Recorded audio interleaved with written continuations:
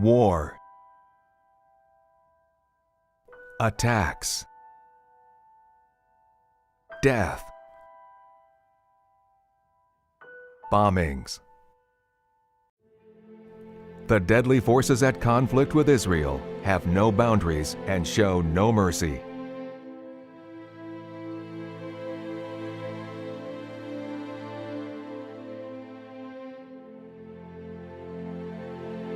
The mission of Lieutenant Colonel Shai Simon Tov, commander of the Golani's 12th Battalion, was to track down attack tunnels like the one that led to Nahal Oz. When the enemy tanks began firing, Shai's only thoughts were of accomplishing the mission and getting his soldiers home. He doesn't remember the blast that collapsed the tunnel on his back, severely injuring his spinal cord.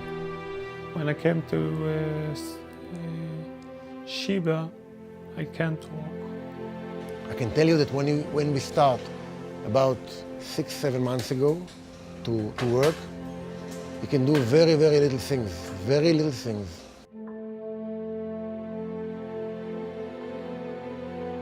24-year-old Adiel was the commander of a D9 bulldozer inside Gaza when heavy enemy fire brought down a high-voltage utility pole onto the D9, turning it into a blazing inferno.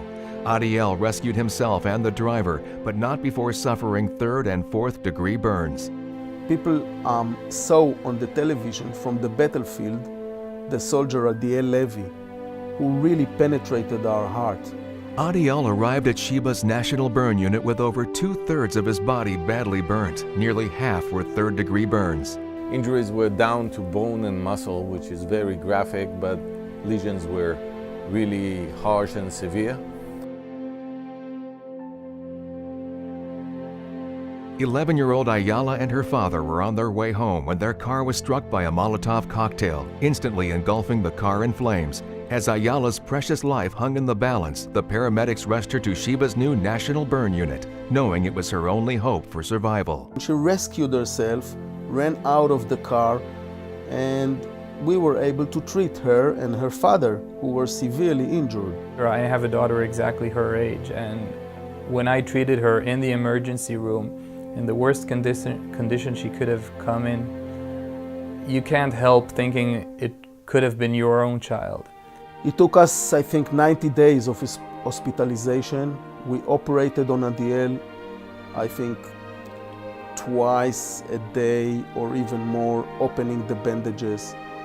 And we really gave a huge struggle for his life. I promised his parents, it was actually a year ago, I told them, if he recovers, if he will be able to get out alive of this procedure, of this operation, I promise you that on New Year's Eve, you will be able to take him home. And indeed, for us, this was a huge victory, a very, very happy day. Only at Sheba could Ayala have received the 5 skin transplant procedures she needed and the hope of returning to the normal life of a young girl.